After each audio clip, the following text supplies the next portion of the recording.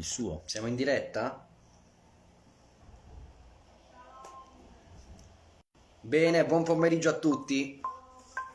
Buon pomeriggio a tutti. Oggi avremo in diretta con noi Filippo Margheri, cantautore.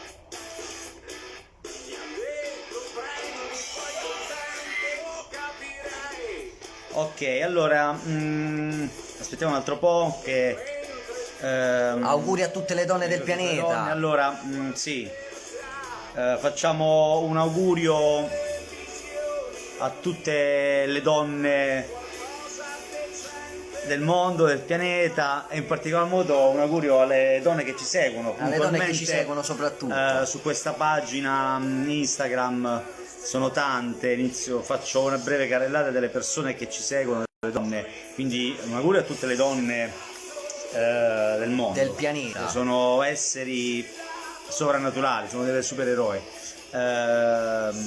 Volevo appunto fare gli auguri alle donne della pagina, delle donne di questa pagina che ci seguono, Maria Stella, Monica, Tutte coloro che ci seguiranno anche grazie cioè dal profilo di Filippo anche. certo. Quindi io nomino alcune che sono sempre pronte sul nostro canale, sulla nostra pagina, ci seguono ogni settimana e spargono sempre la voce. Maria Stella, Monica, Nina, Nicoletta, la piccola Melì, chi più vogliamo aggiungere? Qualcuno che vuoi ringraziare in modo particolare? Tutte. Questo mazzo di mimose è per voi, questo mazzo di mimose virtuale. Quindi auguri a tutte le donne. Oggi è 8 marzo 2021 e quindi fra poco inizia la diretta con Filippo Margheri, cantautore. Quindi lui Ci sta aspettando, Ok, adesso lo invitiamo subito. Queste sono per voi. Eccolo qua. Ok. Sedato di Filippo Margheri dall'album Indipendenza, credo del 2018. Sì. Ok. Appena si collega. Eccolo qua. Ciao Filippo. Ciao. Buonasera ragazzi, auguri! Auguri donne! Auguri donne di tutto, auguri donne del pianeta, a tutte le donne Sì, del pianeta. a tutte, Bene. a tutte. Come va Filippo? Grazie Filippo, prego Artemisia, chissà quanti uomini hai reso e rendi felice. No, è mia Sì. madre. Meno male ci sono le donne a lietare i nostri giorni. Questa è la quarta diretta Instagram E non una puntata di Live Room, che è un format offerto da JB Home Records, che è uno studio di produzione musicale gestito dal sottoscritto. Ok. Bravissimo, bravissimo. Investire nella musica sempre. Assolutamente Non sì. abbiamo tempo, ma siamo felici così. Condivido appieno il tuo slogan. Grazie, grazie. Ok. Devi iniziare subito. Sì, iniziamo subito con le domande. Subito. Sì, stavo Con leggendo le un po'. domande. Domande. Allora, Innanzitutto presentiamo Filippo, che è un cantautore che è stato anche il cantante per un periodo del FIBA, giusto Filippo? anche di Mir, Sì, insomma. sì. Ci parlerà lui. Tanti anni. Mir, poi nell'Itfiba, poi da solo, poi accompagnato con Fabrizio Simoncioni, Federico Baracchino. Siamo un bel team, abbiamo creato un bel team, ci divertiamo quando è possibile, è bello. Si fa quel che si può. Poi Filippo Margheri, classe Io- 1980, giusto? Dell'80. Sì, noi un anno non ci siamo fatti mancare di niente. Crisi, Allora, Covid, tutto. per iniziare subito, io ti farei una domanda: come nasce il tuo percorso artistico? Ecco, parlaci un po' in breve da quando hai iniziato fino ad oggi, più o meno le cose più salienti. Accidenti, vero. Allora, vabbè, da piccolo ascoltavo Battisti, Baglioni, Gian Nannini, mi ricordo un disco splendido, la copertina di questa donna esplosiva che fuori dalle poppe sparava tipo missili, era una cosa incredibile. e quindi c'era già un lato cantautoriale e rock italiano. E poi ho cominciato a studiare la musica, mi sono avvicinato allo strumento musicale, al sax, sassofono per diversi anni, e fino a quando non ho conosciuto quello che è stato per tanti anni il mio bassista, Duccio Griffini, che era tra l'altro anche appassionato dei Litfiba, oltre che degli U2, e da un'estate al mare insieme decidemmo di formare una band, e quindi nacquero i Mir nel lontano 95-96, eravamo, cioè, insomma, c'aveva 15-16 anni, roba del genere. E da lì poi c'è stato una sorta di dipendenza, appunto, che si è creata nei confronti da e per la musica, e non l'ho mai abbandonata. Quindi il percorso dei Mir ci ha visto fare delle cose splendide anche con Red Ronnie, che reputo forse il più grande non solo giornalista ma critico musicale che abbiamo in Italia, e è riconosciuto anche a livello internazionale. Nuovamente qualche anno fa. Sì, sì, sì, esatto. No, diciamo che ci siamo persi per qualche anno e poi ci siamo ritrovati perché ho scoperto che stava facendo delle sorte di piccole audizioni all'interno di una roulotte carinissima come idea, che io approvo appieno. E allora chiamai Federico Baracchino, che stavamo già collaborando insieme, stavamo continuando a lavorare sull'album, avevamo finito i missaggi del primo singolo, quello che poi è uscito, Cattiva Bambina, e gli dissi: guarda, andiamo, tanto Red lo conosco, bisogna fare così, cioè lo conosci o non lo conosci, per lui sono tutti uguali.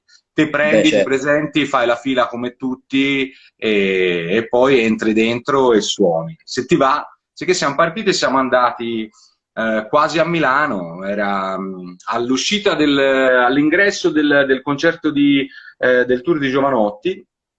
okay, E sì. allora quando poi ci siamo rivisti, Filippo Margheri, ma i Mir, sì, esatto, sì, che ha voluto sapere tutto, gli ho raccontato, poi chiaramente lui non era a conoscenza del retroscena, della parentesi Litfiba, quindi insomma era molto contento, perché comunque della serie un artista che lui già all'epoca aveva ospitato ad Help, nonché a Roxy Bar con la vecchia formazione, comunque era andato avanti nella musica e aveva fatto un suo percorso artistico interessante.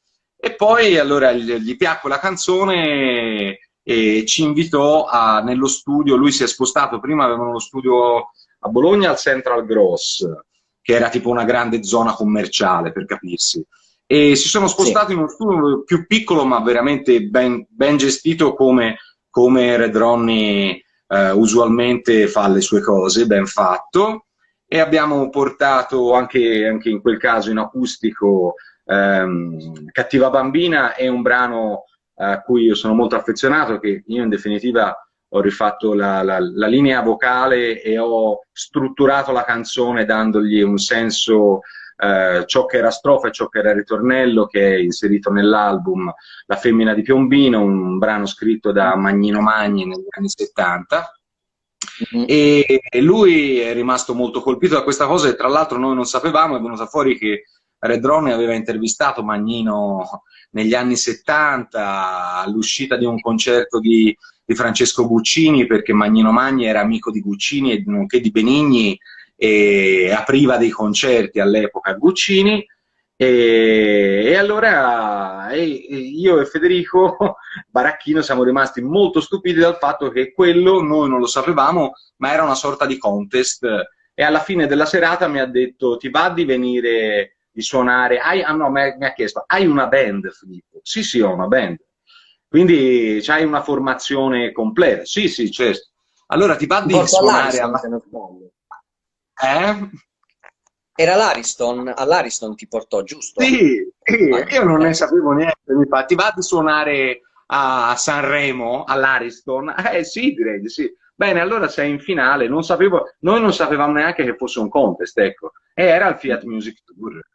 E la cosa carina, devo dire, è che oltre a la bellissima esperienza che ringrazio, e ringrazio sempre Red Ronnie, è che noi ricordavamo insieme con Red la partecipazione che avevamo fatto nel lontano 99, quando vincemmo la finale dell'I-Team Tour, all'epoca lo sponsor era la Team, e la finale toscana, e passammo alla finale nazionale che era a Palermo.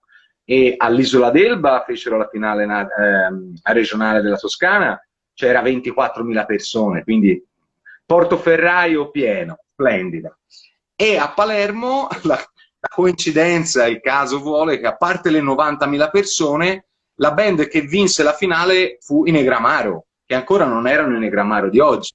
Quindi noi eravamo sul palco insieme a Negramaro, che era una band emergente esattamente come i Mir dell'epoca. Quindi Red Ronnie, tutte le volte io gli parlo di questa cosa, vedi, noi all'epoca i Negramaro. E insomma, sono ricordi piacevoli, quindi bello, bello. Quindi l'Ariston, favoloso, splendida. Quindi, infatti ora gli ho mandato un messaggio a Red, gli ho detto, oh, speriamo che la prossima festa sia tua. Hai avuto c'è anche Dolce Nera all'Ariston. Sì, c'era Dolce Nera, ci hanno fatto i complimenti, c'era una gran bella giuria, devo dire, che poi in definitiva la serata, il premio era proprio esserci. Involontariamente, ovvero senza sapere neanche che fosse un contest, noi siamo arrivati in finale, poi ci fu una sorta di premiazione, ma che in definitiva tutti restammo premiati perché suonavi all'Ariston, insomma non sono Non capita facili, tutti i giorni. non capita Certo. tutti i giorni o tutti gli anni. E quindi poi diciamo vennero premiate 3 ragazze bravissime tra l'altro, e la giuria ci fece i complimenti dicendoci, parlando al plurale, perché chiaramente ero con tutta la band, quindi io è vero mi presento come Filippo Margheri, però ci tengo sempre a dirlo che dietro a quella che è la mia immagine e il mio nome ci sono persone che si sono fatto un mazzo tanto per 10 anni, dalla persona che ha seguito tutta la parte di internet, il sito internet, piuttosto che il Facebook, Instagram, che è Luca Geusa, tutti i ragazzi che hanno partecipato alle registrazioni, musicisti professionisti, Federico Baracchino, Jacopo Cambi, tutta gente molto brava che ha dato la sua disponibilità, il suo tempo, e Ben Frassinelli, Fabrizio Simoncioni, ma lo stesso Federico Renzulli, Ghigo, perché comunque anche Ghigo ha partecipato, oltre che agli arrangiamenti di Sepolto Vivo e La rabbia in testa, ha partecipato poi anche da un punto di vista, diciamo, monetario per finanziare quelli che erano i mixaggi di queste 2 canzoni, quindi comunque c'è anche Ma i due brani che hai proposto già nel periodo Litfiba, La rabbia in testa e Sepolto Vivo, sono stati rimasterizzati e poi rimasterizzati. In definitiva non sono stati risuonati. Alla batteria c'era Pino Fidanza, che tra l'altro poi è lo stesso batterista che ha suonato Cattiva Bambina, è lo stesso batterista che ha suonato nel periodo subito dopo la reunion, diciamo, dell'Itfiba tra Piero e Ghigo.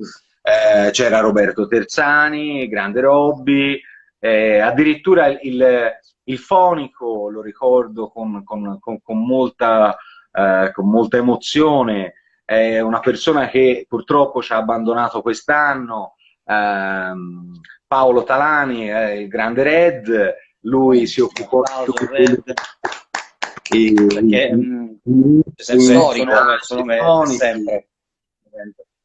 Sì, insomma, lui nella storia del rock italiano io penso che abbia dato tanto, sia in studio che dal vivo.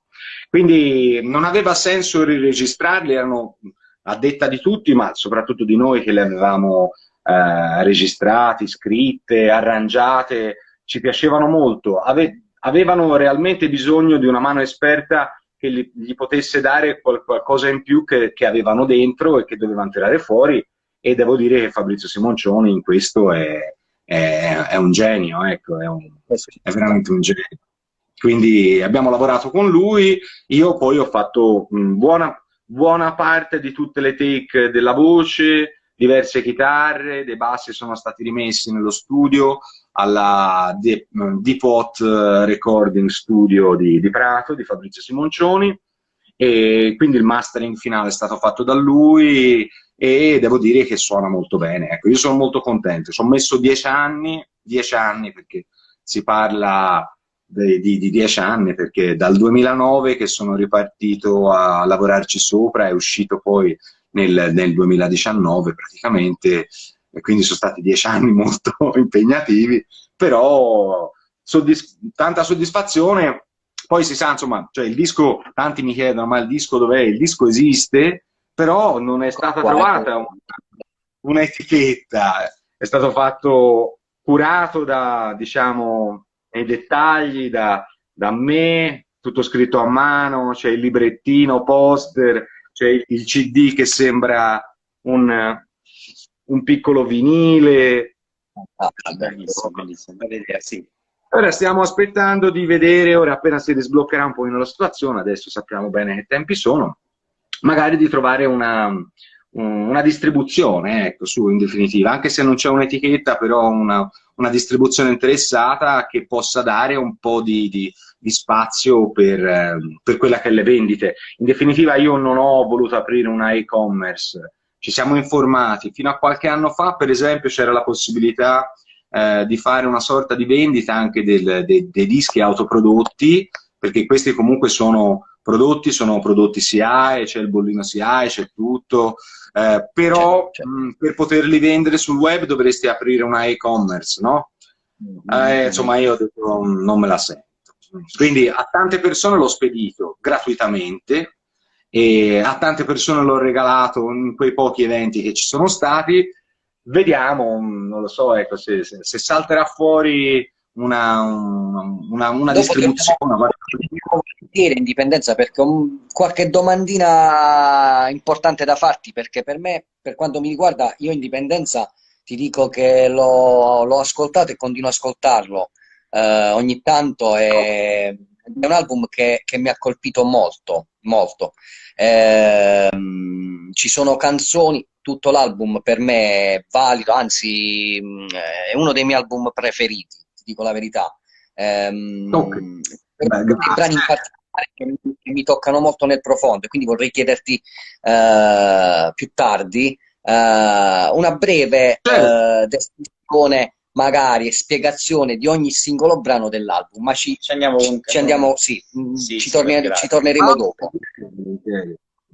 Filippo, tipo, ho notato, leggendo un po' la biografia di Mir, compare un cognome Sì, che è più, diciamo, di appartenenza pugliese. Leggevo Martin Minelli, che poi sostituì un altro musicista. sì, Ma questo sì. Martin ha origini, cioè, del sud oppure è delle parti, insomma? Allora, tu mi hai chiesto se Martin Minelli ha origini? Origini pugliesi, perché comunque è un cognome delle nostre parti, insomma, Puglia, della Puglia. Allora, non lo so. Allora, ti posso dire di per certo che il mitico webmaster Luca Geusa è della provincia di Lecce, quindi è proprio dalle vostre parti. Minelli non lo so, non credo, perché con lui scherzavamo a parlare il bolognese, Socme, perché suo padre era emiliano, quindi non saprei dirti. Martin è stata una persona che penso allora, Martin, come tutti gli artisti e in particolar modo i chitarristi, devo dire, questo forse è una cosa un po' un marchio di fabbrica che secondo me si portano dietro determinati musicisti, no? Ogni strumentista ha delle caratteristiche che io poi vado a ritrovare, no? E allora Martin è proprio il classico cavallo matto, artistoide, che se si vuol dire non conosce bene quelle che sono le sue capacità artistiche e che ha bisogno di persone che ogni tanto lo bloccano e gli dicono: ecco, bello, questo ha fatto una cosa molto interessante, gliela devi magari anche risuonare o ricantare per fargliela rientrare in mente, però aveva una produzione continua di cose belle, ecco, a me mi ha sempre affascinato, però ammetto anche la grande difficoltà poi del gestirlo, ecco, perché poi bisogna gestirle, no, le persone, quando in definitiva te ti trovi a tirare le fila, no, a tenere tutti un po' per il guinzaglio, per il semplice fatto che le cose devono andare avanti, e per andare avanti serve un direttore che magari può avere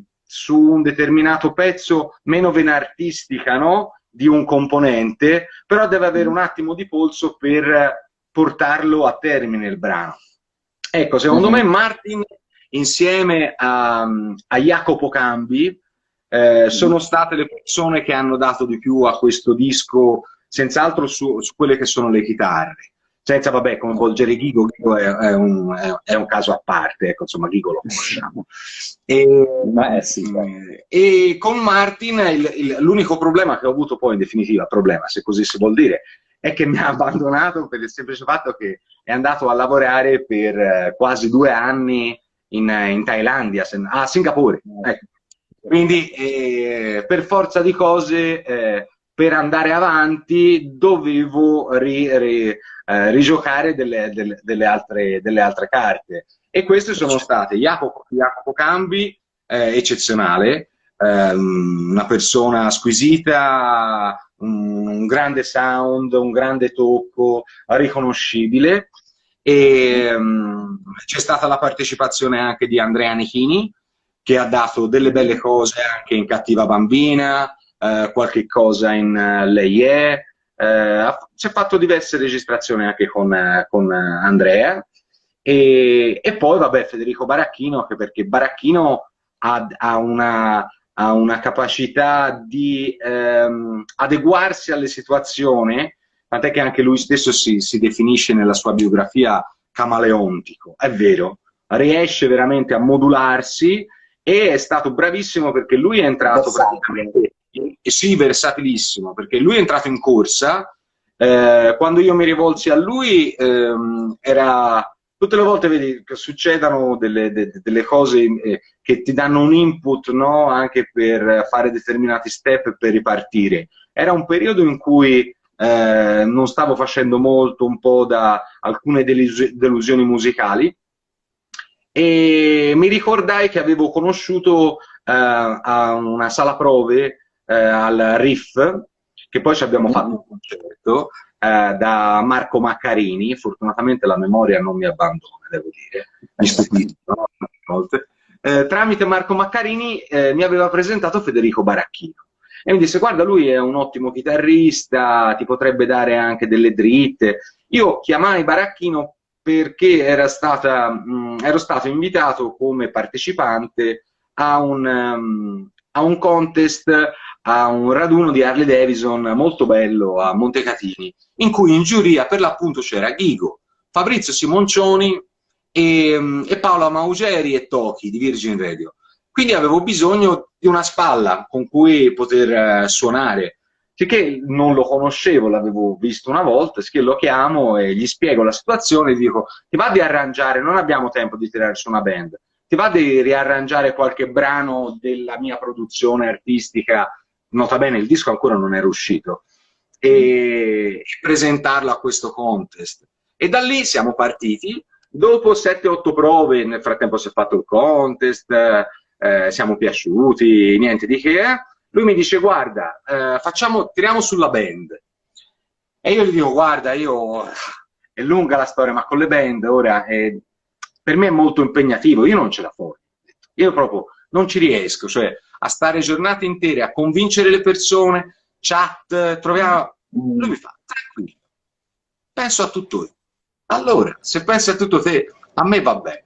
E da lì praticamente lui ha tirato su una band, perché essendo un musicista professionista, insegnando nella scuola di musica, aveva tante conoscenze, e nel tempo, un mese, noi abbiamo tirato sullo spettacolo. E allora poi in contemporanea con Tamara Pellegrini, che si è unita alla situazione della band, ha preso un po' lei in in mano la situazione della grafica del disco, guidata da quello che erano le mie richieste, sicché abbiamo portato avanti la band per preparare l'album e il disco, far uscire l'album, la presentazione all'Hard Rock Caffè di Firenze, che per l'appunto avevamo vinto il secondo premio a quel contest di Montecatini e quindi c'era la possibilità di suonare una coincidenza di cose.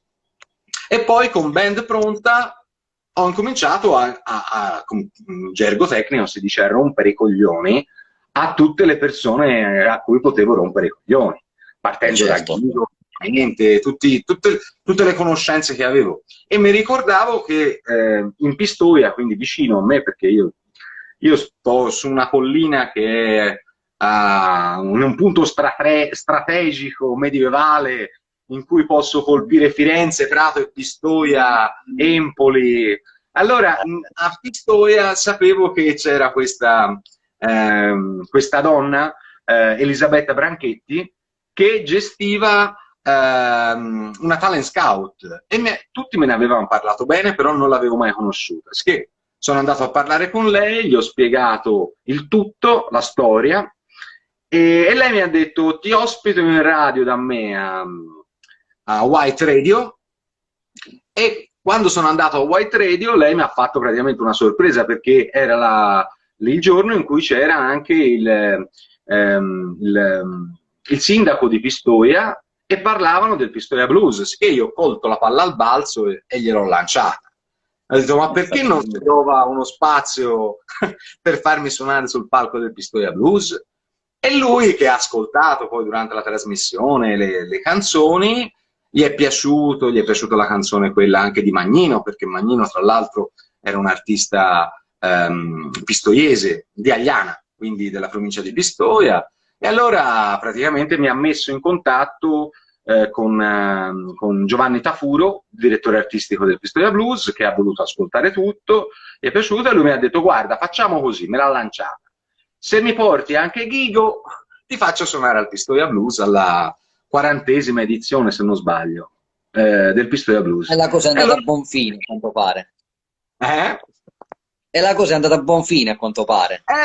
La cosa è andata a buon fine. Ghigo mi ha detto: ma Filippo, io in 40 anni di carriera con Elite FIBA al Pistoia Blues non ci ho mai suonato, quindi ci vengo volentieri. E allora si è fatto il Pistoia Blues, è andata così.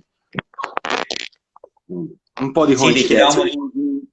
Sì, ti chiedevamo di Minelli perché abbiamo comunque una persona che ci segue, che fa di cognome Minelli, quindi ci tenevo a precisare questo discorso del cognome, ecco perché è saltato fuori il musicista Minelli, mi ha destato curiosità.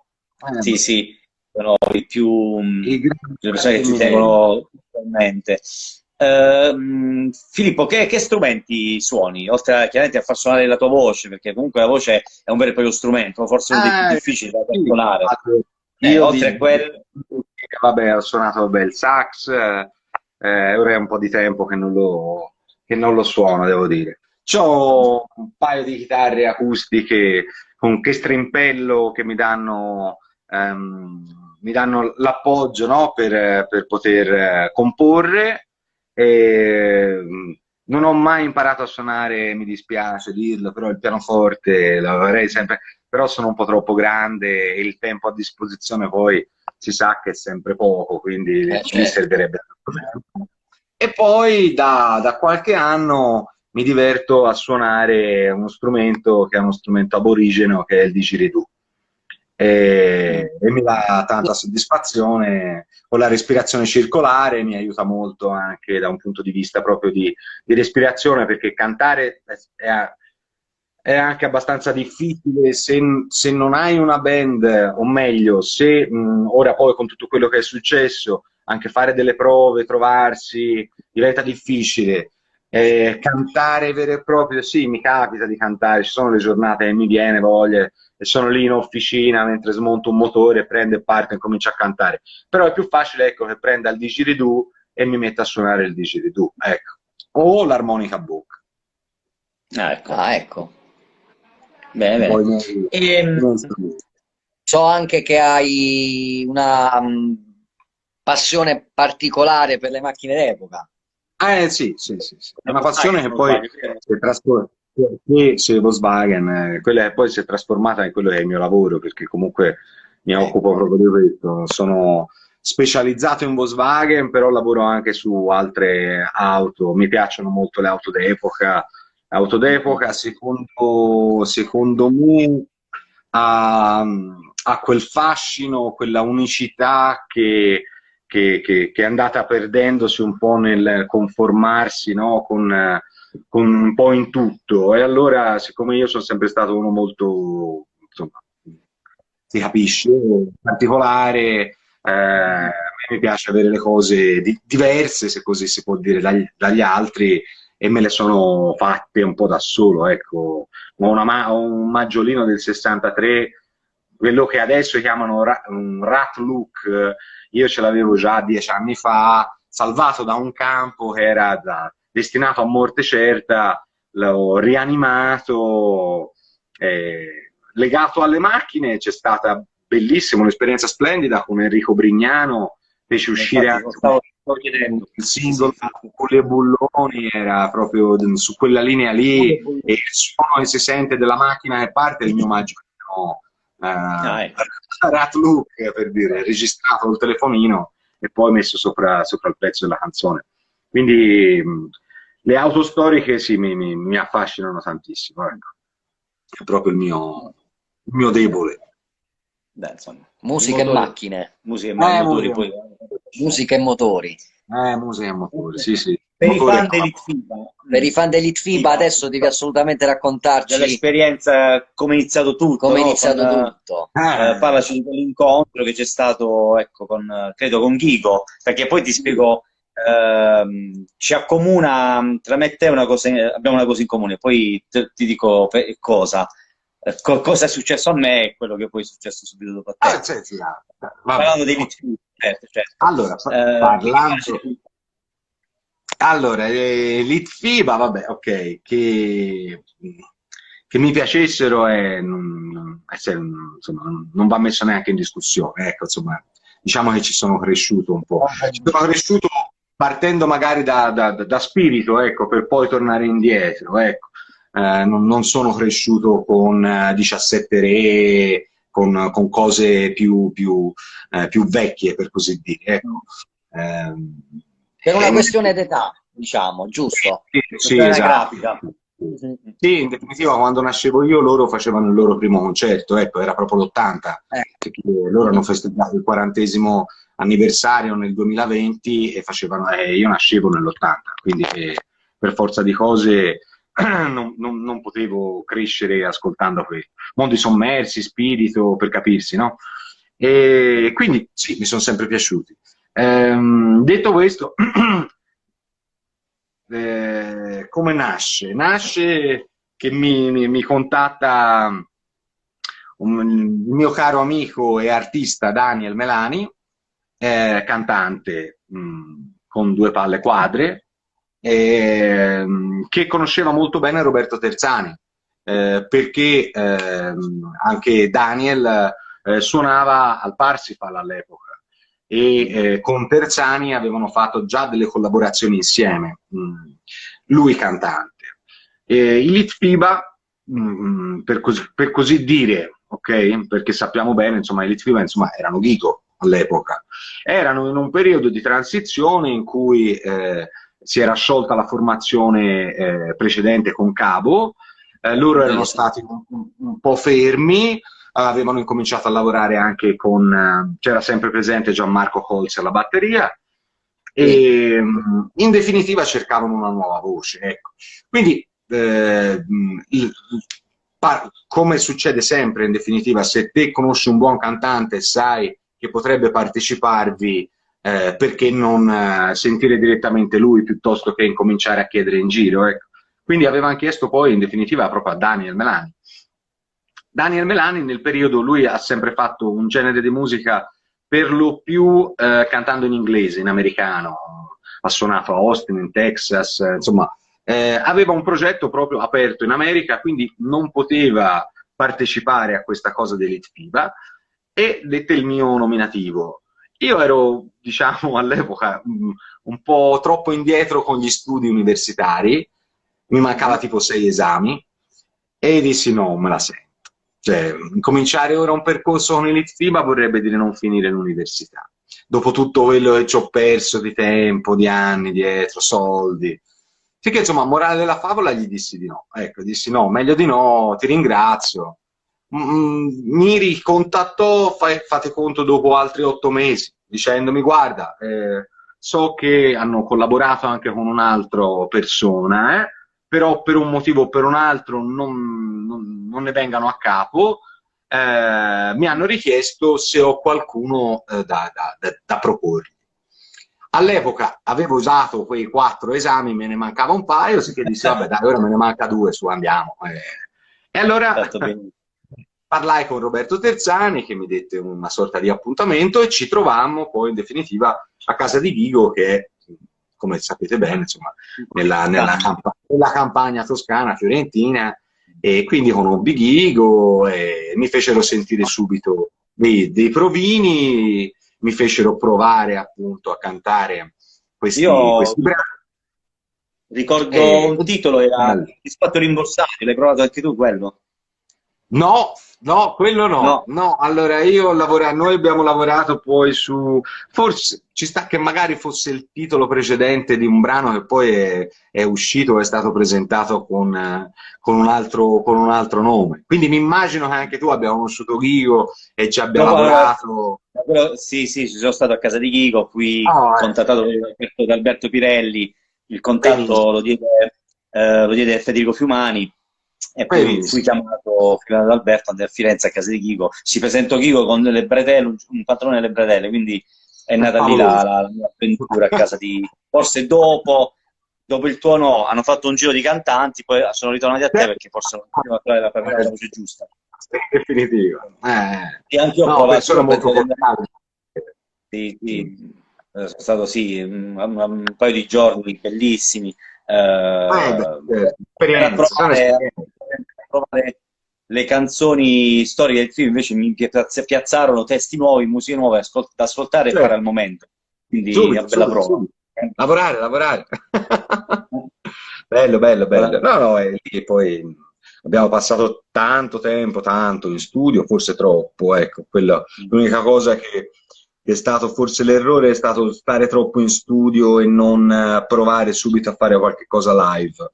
E poi, diciamo, il caso, anche se così si vuol dire, dicemmo no a una proposta che c'era stata fatta di suonare anticipatamente rispetto a quelle che potevano essere le date del tour estivo.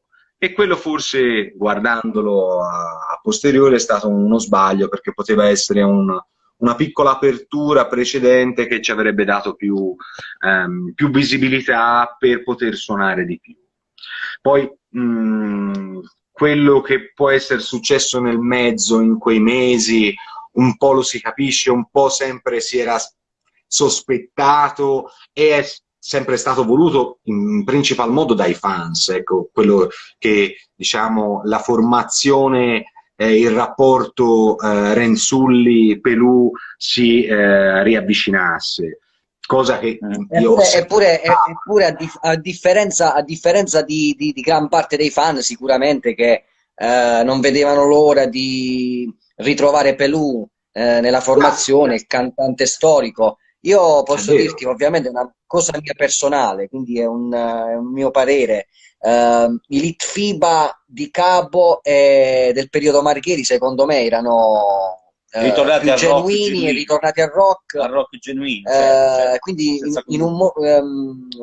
tornati a far musica seria, secondo me. Io ti dico la verità, fuori dai cliché, fuori con tutto l'entusiasmo possibile per il ritorno di Pelù, ci mancherebbe altro, però a livello di qualità musicale, ovviamente è un mio parere, non ho ritrovato la stessa come dire, genuinità. Ma allora io che ho provato all'interno della band, e devo dire anche nelle pochissime esperienze live che ci sono state, ho trovato un ottimo sound generale, c'era una bella amalgama che ci univa, c'era emozione nel suonare, da parte di tutti. Credimi, perché io riconosco, ormai perché vengo non da un passato come solista, ma da un passato più come band, perché io con l'esperienza dei Mir ho fatto quasi 7-8 anni con i Mir, quindi quando si sente che una band tira fuori un qualche cosa e c'è questo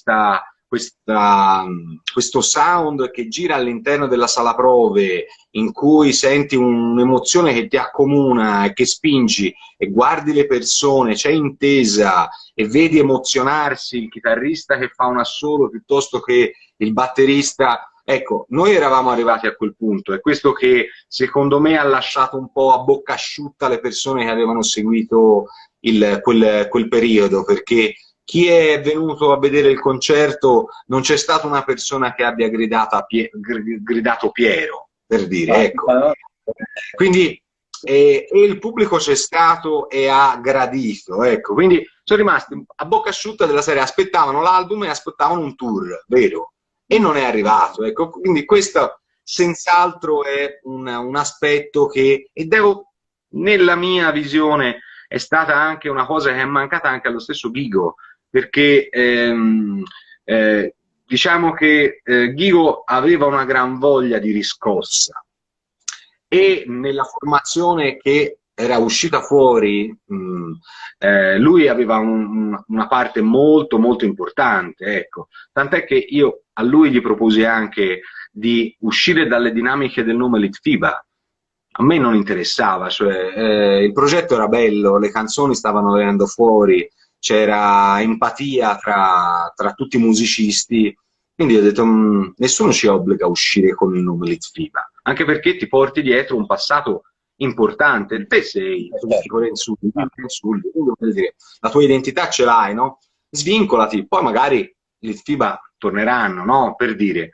Quindi da lì invece loro dissero no, però ci può aprire delle porte. Ok, ti do ragione, può aprire delle porte, però loro si aspettavano delle porte diverse da quelle che poi in definitiva si potevano aprire, perché c'erano state delle etichette come la stessa Edel che era interessata a produrre l'album. Loro, diciamo, puntavano magari a qualche cosa di più alto, ecco. E chiaramente nella grande crisi, che sono passati 10 anni, ma la crisi che c'era 10 anni fa è la stessa che c'è adesso, a livello di etichette discografiche, lo sappiamo bene, esistono soltanto i talent show, sono quelli che fanno tenere a galla le etichette, i grandi dinosauri della musica italiana. Quindi allora, quindi in definitiva la grande etichetta che può dare quella marcia in più la si è vista con una reunion, non con il proporre un nuovo cantante, ecco, in poche parole. Quindi era normale. Quindi hai avuto modo di pubblicare comunque un EP online, giusto? Sì, esatto, è uscito online, il Five Online, in cui c'era appunto Sepolto Vivo, Effetti collaterali, se non che è mi stato il ricordo brano male. che ha lanciato il progetto. Esatto, è stato un brano lancio insieme al video, e poi Terra di Nessuno, insomma sono stati ora non mi ricordo se c'era anche Animale di Zona, forse Luce che trema. E quindi è andata così, insomma, dai, ma va bene. Credo che poi Ghigo ti abbia dato retta, abbia seguito il tuo consiglio dopo con il progetto attuale Novox, avrà pensato per essere una cosa di lì addirittura si è fatto lo step successivo, no? Ha detto mi svincolo dalle dinamiche dell'avere il cantante, almeno nessuno potrà dire mi ricorda quello o quell'altro, cantante non c'è, Novox. Avevo detto serve una collaborazione, una voce, no, si chiama Novox, perfetto, allora.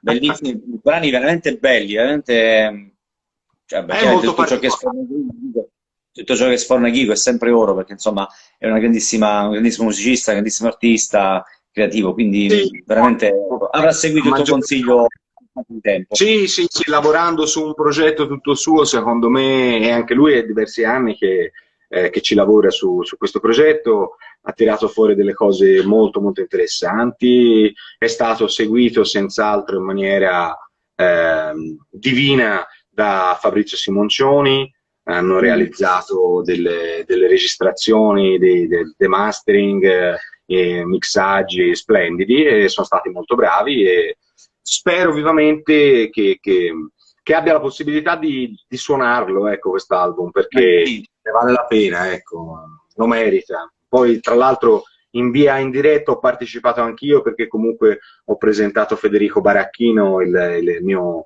diciamo, il mio chitarrista, e anche Baracchino ha suonato, sta suonando, sono andati anche al MEI, al meeting delle etichette indipendenti, quando è stato premiato Ghigo, è andato insieme anche Baracchino, quindi noi continuiamo ad avere ottimi rapporti, ecco, quindi va benissimo.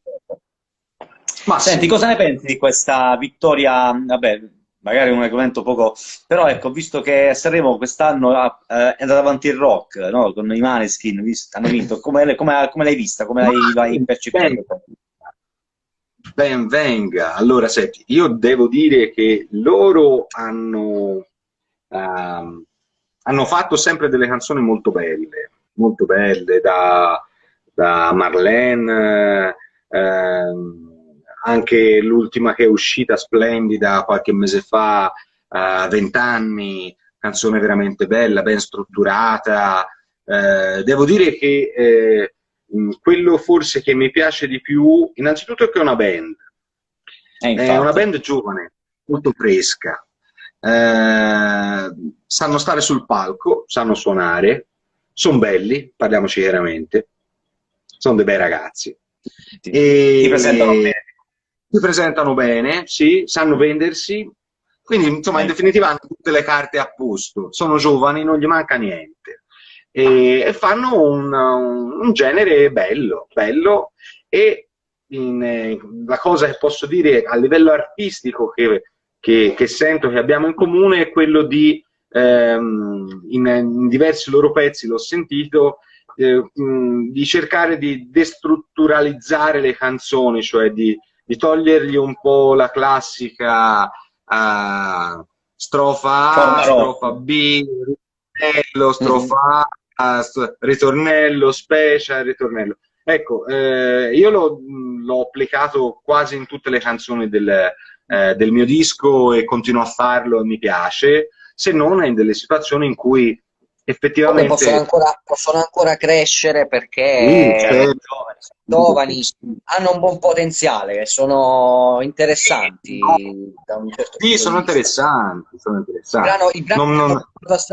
Un brano di impatto a livello sonoro, un sound di impatto, secondo me, questo è il mio parere, secondo me, vabbè, un testo pop in un brano rock, e quello non l'ho capito tanto, però comunque sia già il fatto di aver portato quel cazzo che volevano è già un modo per come dire, quelli che sono gli standard,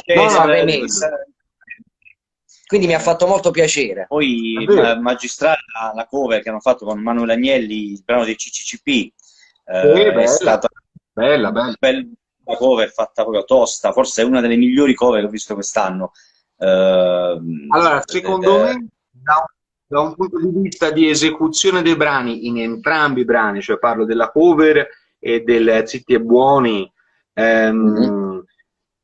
vuoi anche la forte emozione, perché comunque suonare su quel palco all'interno del Festival di Sanremo è tanta roba. C'è stata in entrambe le esibizioni, in tutte le esibizioni della loro canzone e in quella di Manuel Agnelli, sono mancati dei crescendi, cioè come ti posso dire, l'interpretazione è stata sparata troppo subito, fin dall'inizio. Magari è voluta come cosa, io l'avrei bilanciata in modo diverso, forse perché vengo anche dalla musica classica, no? Che dà più colore alle sfumature. A me mi piace molto giocare sulle sfumature interpretate, sia sonore, no, di quantità di volume, sul crescere, sul calare, sui silenzi. Ecco, mancano un po' di questo, però questo senz'altro glielo darà poi anche il tempo e l'esperienza. Quindi, come avete detto voi, non possano che crescere. Ecco, quindi ben venga. Ben venga. Comunque io ho suonato prima e ho detto cazzo prima sul palco dell'Ariston suonando sedato, ecco, quindi bravo. Un paio d'anni fa prima. Ecco, adesso ti faccio la mia personale domanda che non vedevo l'ora di farti, probabilmente da almeno 2 anni. Addirittura. Ti ripeto, l'album Indipendenza mi ha accompagnato in un periodo particolare e io ogni volta che lo riascolto, come d'altronde succede quando ascolti qualcosa che ti ha colpito in un periodo particolare, magari di rivivere, quindi di sentire ancora l'odore di quei momenti. Ok, grazie alla musica, perché la musica è magica anche per questo. Quindi, essendo un album che a me piace tanto, ripeto, lo ascolto continuamente, tuttora lo ascolto molto, mi piacerebbe sentire da te, o meglio, avere una spiegazione del significato in breve di ogni singolo brano dell'album. Ok. Allora. Scaletta. Non tutte, va bene. Allora, ora... Sì, vabbè, ma si può essere anche abbastanza rapidi, cioè sì. Allora, ora è nata su una spiaggia, e penso che lo si capisca, e ricorda il mare, richiama il mare. Io sono legatissimo al mare da quando siamo nati, noi andavamo sugli scogli, mare, fin da quando avevo 6 mesi, ecco, quindi per me il mare è tutto. Io non vedo l'ora che arrivi l'estate per andare al mare, anche pochi giorni, però mi riprendo. Quindi è nata proprio dal mare, stando sulla spiaggia, e lì c'è, secondo me, la destrutturazione maggiore di quello che può essere una canzone che parte cantata bassa, poi c'è un primo ritornello sussurrato, poi c'è una seconda strofa che ridice esattamente le stesse cose della prima, in maniera ciclica, e poi ritorna sul ritornello e uno special finale che dà un'apertura totale, e quindi diciamo che ecco, lì c'è una variazione continua, un brano, uno dei miei preferiti, ecco, se vogliamo dire così, e quindi c'è proprio il mio rapporto con la natura, con questi spazi aperti, il piacere dei 5 sensi, no? Il sentire il mare, sentire la sabbia fra le mani, toccare delle cose che tu pensi che nessuno abbia mai toccato, le immersioni, immergersi e cercare la parte dell'assolo di quel brano iniziale mi tormenta in una maniera particolare. Mi tormenta in una maniera particolare. Faccio difficoltà a spiegare bene cosa intendo, ma è qualcosa che mi muore dentro.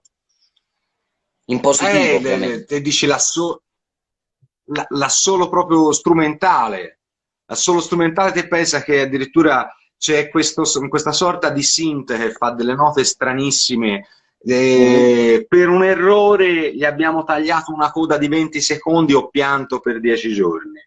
Perché continuava, dava ancora più spazio a quello che era stato il ritornello del semplice, e mi è dispiaciuto tantissimo, però ormai era andata. E lì sì, lì tra l'altro in studio di registrazione, quando abbiamo scelto quell'effetto, c'era proprio il mio amico Daniel Melani, che stavamo cercando qualcosa di particolare, e anche lui ci ha dato mano a trovare questo synth stranissimo che si muove e dà questo colore al finale della canzone.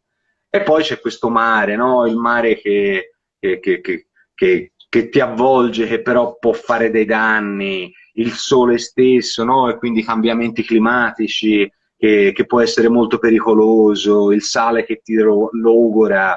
Quindi quello è proprio Siamo io e mia moglie al mare, ecco, è la sensazione che ci dà il mare. Scusa Con signore, tutti i vabbè, misteri scusa, che nasconde, con tutti i signore. misteri che il mare nasconde. Sì, esatto, è vero, sì, sì. Stai pensando a posti lontane, che nessuno ha toccato mai, senza respirare, no? Perché te sei in acqua, E nuotando tutto ciò che il senza mare respirare. nasconde, tutto ciò che il mare nasconde noi non vediamo, un qualcosa Esatto, di troppo beh, grande. sì, sì, volevo proprio che fosse una cosa che lo trasmettesse, ecco, uh, queste immagini che ci sono, no? Della barca nel porto, ci sono, ecco, cose che devono farti pensare, ecco, al mare. E quindi sono molto molto contento della realizzazione. Ecco, devo dire che questo disco ci ha messo tanto, troppo forse, a uscire. Però quando è uscito ogni canzone era esattamente come pensavo che dovesse essere. Non sono rimasto deluso da nessuno di questi... C'era attaccate e si sposano benissimo con i testi e viceversa, testi che si sposano Sì, benissimo sì, con credo una cosa che ho anch'io. percepito anche io ascoltando. Stamattina Mm. l'ho riascoltato 2 volte. Io passo dei periodi in cui non ascolto, proprio, no. E poi mi viene, andiamo a riscoltare com'era il pezzo, perché magari mi piacciono di più.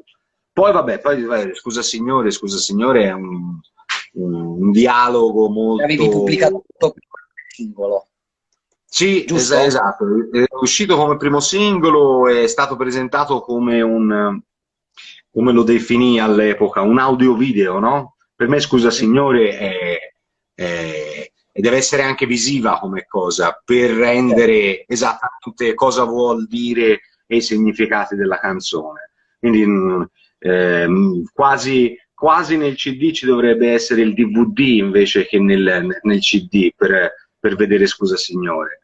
E lì infatti c'è tanta arte figurativa, no? Questa sorta di trasmutazione facciale che cerco di fare con le mani, no? Perché sono le varie personalità all'interno di una persona che si nascondano dentro di noi e che vengano fuori con delle maschere, no? Personalità.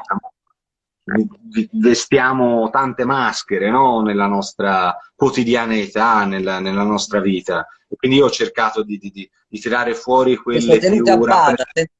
senza una che prende il sopravvento sulle altre. Beh, certo, è vero, cioè, questa è anche la follia, no? Poi in definitiva, quando è che tanti, Quando ce n'è quando una che succede ti qualcosa, gestisce e che ti trovi a dover nutrire, si rischia di passare al patologico. sì, il confine è molto sottile, no? E poi le stragi, no? Quando ci sono Ognuno queste si stragi, che dice pure, no? pare. Esatto, era una persona normale, no? Ma che cos'è la normalità? Cioè, che cos'è la pazzia, no? La follia? Cioè, è su un filo di lana, ecco. Quindi Certo.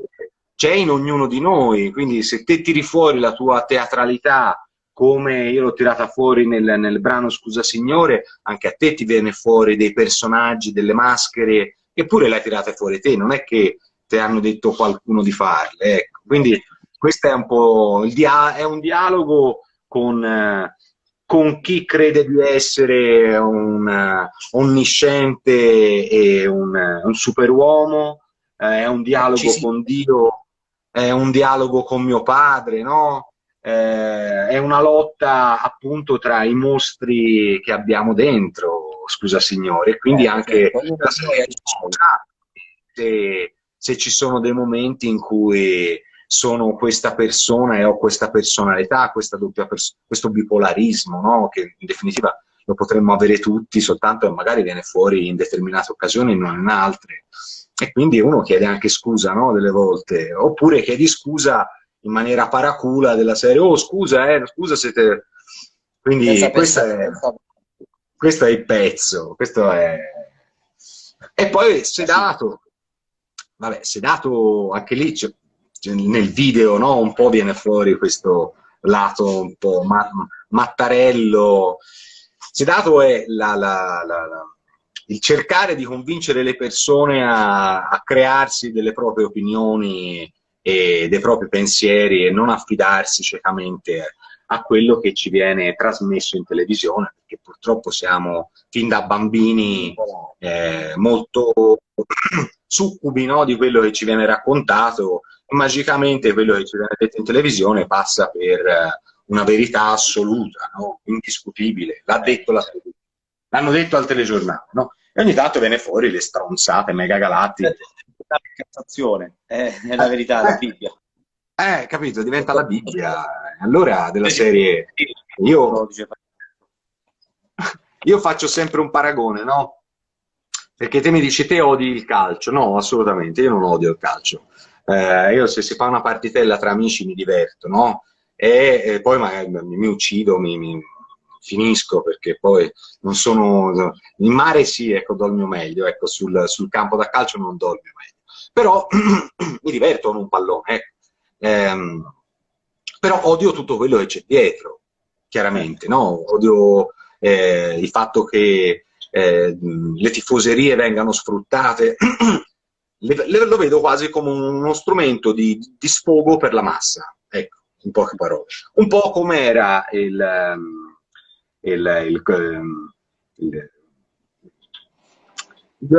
gladiatori nel Colosseo, no?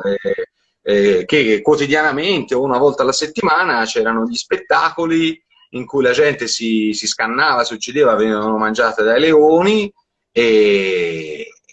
per far sfogare il popolino. Ecco, quindi è questo che mi dà fastidio diciamo, del calcio, per così dire. Ecco, poi posso dire sì, mi piacerebbe che la Fiorentina vincesse lo scudetto, ecco, posso dire, perché sono nato a Firenze, per carità. Però ecco, trovo assurdo che un giocatore di calcio guadagni migliaia di euro. Trovo assurdo che un Ibrahimovic, per essere presente a Sanremo, percepisca non lo so quanto, 1.000 euro, 600. Cioè, lo trovo veramente assurdo, non ha senso, non ha senso. E poi terribile che ci siano delle multinazionali farmaceutiche che speculano sulla salute del pubblico, delle persone, sulla vita delle persone. Quotidianamente moriamo perché ci viene detto che per quella determinata patologia noi dobbiamo seguire dei protocolli, cioè siamo diventati delle pedine all'interno di protocolli che non garantiscano niente se non la morte.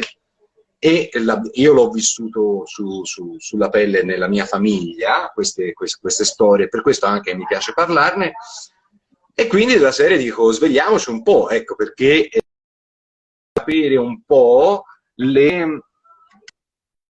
come ti posso dire, è come la crisi che c'è stata nel mondo musicale e che è venuta fuori da una troppa facilità di approvvigionamento musicale, no?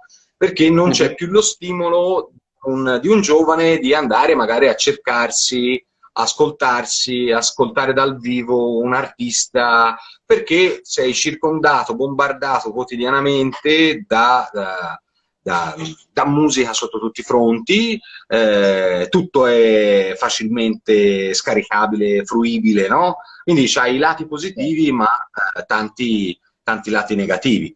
E questo lo è anche per la vita di tutti i giorni, per la nostra salute, ci fidiamo troppo. Ecco, in definitiva noi ci fidiamo troppo di quello che ci viene detto, da quelle che dovrebbero essere delle fonti ufficiali che ci dicano che ora bisogna vaccinare tutti, che la prevenzione... Io per quanto mi riguarda, da subito ho pensato solo ed esclusivamente ad un esperimento antropologico e nient'altro. Poi vabbè, ognuno è libero di credere a ciò che vuole. Sì, esatto.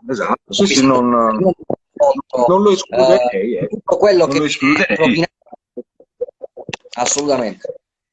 Guardiamo in questo caso, fino a che punto la gente sta, come hanno detto anche Maneskin magari, e magari non l'hanno inserito, non ci pensavano quando scrivevano il testo, fino a che punto staranno zitti e buoni e si faranno fare tutto quello che diciamo noi, e poi magari arriveremo anche a impiantargli un microchip sotto la pelle come si fa con i cani. Perché no? Sì. Perché Il a te ti progetto posso già è... dire anche che una determinata cosa non è... Eh? Sì, sì, sì, sì, sì, sì. A noi ci possano dire sì, certo, certo, certo. Ma poi hanno, hanno- hanno giocato su due aspetti psicologicamente devastanti, che nota bene il tiro come una patologia che non puoi respirare. Forse una delle peggior paure che può avere un uomo, di non poter, cioè di essere sano magari. Quindi, mediatico, delle immagini in cui portavano via bar e quant'altro. Con questo nessuno sta dicendo che il virus non ci sia e che non siano morte e non stiano morendo delle persone, quindi assolutamente. Però che dietro, questo non lo metto in dubbio, conosco anche persone che lavorano negli ospedali che mi hanno detto guarda Filippo, qua realmente la situazione è tragica, però voglio dire, hanno anche affossato e demonizzato l'ospedale di Mantova che dopo qualche mese di crisi aveva trovato una terapia del plasma autoimmune, prima l'hanno demonizzato, poi nella seconda ondata gli hanno finito le scorte di plasma e nessuno si è occupato a rimettere in, chiamiamola produzione, cioè a spingere le persone che si erano immunizzate al virus a donare il loro plasma per poter avere delle riserve di plasma autoimmune, e hanno finito le cicale, hanno finito le scorte delle formichine, capito? E ora solo vaccino, ora bisogna in tutte le maniere vaccinarsi, il prossimo sarà dico la verità. Io ho una visione ancora più estrema della tua. In realtà io ho una visione ancora più estrema della tua, cioè della serie io non credo a nulla. Però ovviamente ognuno è libero di credere a ciò che vuole, perché io se non vedo non credo, e non mi basta sentire il telegiornale per credere anche a ricoveri, morti e compagnia bella. Però ovviamente è un mio libero pensiero, ci mancherebbe. Le tesi sono tante dietro sono tante. questo... Ci sono tante tesi. Una cosa è certa, ci stanno manipolando e ci stanno attraverso la paura, soprattutto. Sì, sì, sì, quello. Dire, reputate, se si può dire, malati di Covid, persone che ansia andavano in ospedale. Ho detto tutto. Allora, dai, parlaci dei tuoi progetti sì, è vero, è vero.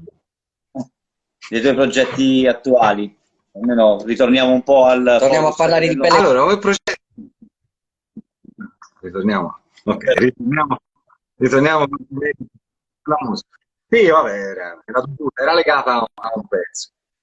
Allora, sto lavorando su un nuovo brano con Fabrizio Simoncioni e stiamo sperimentando un po', stiamo facendo cose un po' diverse, alla collaborazione è aperta anche a Federico Baracchino, abbiamo scritto un brano secondo me molto molto interessante. Io credo che non uscirà rock, lo dico onestamente, anche se poi in definitiva, sai, il rock è talmente ampio come termine, no? Che in definitiva io mi sento rock, quindi se interpreto una canzone io la interpreto rock, a prescindere che il sound sotto sia diverso, ecco.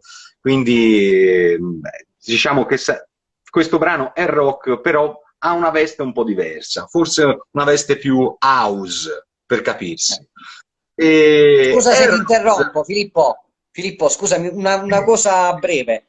Gori David ci dice, ci scrive, sempre un piacere e un onore sentirlo cantare in officina. vedi. Grande Dave. dalle parti Allora, Dave, mi hai abbandonato. È qualche giorno che non ti vedo, insomma, fatti vedere, perché, mi devi aggiornare un po'. Tra l'altro, ho saputo dell'apertura di un locale totalmente abusivo, quindi vorrei quantomeno essere invitato. Sì, ogni tanto mi do da fare in officina il Gori Garage a Quarrata. Facciamo un po' di pubblicità. Scusami se ho interrotto. In via Tiziano numero 6. Scusa per E l'interruzione. niente, con Fabrizio stiamo lavorando su questo e su altri due brani. Uno che tratta un po', in realtà è stato scritto prima di quello che era il Lawn, però si chiamava Giorni Bui, quindi rispecchia un po' quello che è successo. E l'altro brano invece è questo un pochino più particolare, è dedicato, posso dire soltanto che è dedicato a due grandi artiste italiane. Quindi è una canzone dedì. E spero vivamente che a breve di fare uscire qualche cosa, quindi quando sono stato anche contattato da voi e da Antonello Baratta, mi ha fatto piacere perché proprio in questi giorni si sta parlando di questa canzone, ci stiamo muovendo un po' anche per girarne un video, quindi la cosa va avanti e questo mi fa, nonostante tutta la situazione, la cosa va avanti e mi fa piacere. Che Speriamo si sono... possa tornare presto, soprattutto a suonare dal vivo, anche se la vedo molto difficile. Quella è la cosa che è la lingua degli artisti, della musica, i concerti dal vivo, assolutamente. è la cosa principale. Tanta fame di musica adesso. Certo. Di Che live, dire, Filippo? È stato un piacere enorme avere te come ospite. Purtroppo dobbiamo chiudere perché qui c'è un limite. Rischiamo di l'abbiamo superato di sicuro. Negli altri, ci danno un tempo massimo. Negli altri spazi, quindi negli altri canali. Però potremmo rinnovare l'appuntamento assolutamente. Appena qualcosa, ci risentiamo più che volentieri e si fa un'altra chiacchierata. Coinvolgiamo anche Fabrizio il Simoncioni, gli fa piacere. No, magari si fa una diretta dallo studio Simoncioni, vai, facciamo teniamoci in contatto e magari appena il brano è pronto, sì, si può fare, certo. Noi siamo sempre qui. Pronti. Volentieri per un'altra diretta. Io non perché io sono un tuo grande fan. Mi fa piacere, dai. Ripeto, sia nel periodo Litfiba che in questa tua nuova in questo tuo nuovo percorso solista, io sono sempre presente, nel senso che la tua musica l'ascolto con attenzione e, ripeto, Indipendenza è veramente un bel disco. Complimenti. Complimenti a Filippo Margheri per questo percorso da solista. E andatevelo tutti ad ascoltare su YouTube, quindi non c'è nessun problema. Dice ma dove compro, ma che comprare? Andatevelo ad ascoltare su YouTube, mettete la playlist e ve l'ascoltate. Quindi più di così cosa dobbiamo fare? Ciao. Grazie mille Filippo, grazie per aver partecipato. Ci mancherebbe. Auguri ancora a tutte le donne che ci seguono, a tutte quelle che non ci seguono. Auguri a tutte le donne del pianeta. Ciao Filippo, grazie mille. Ciao, grazie. A voi. Ciao ragazzi. Ciao ancora a voi. Ciao.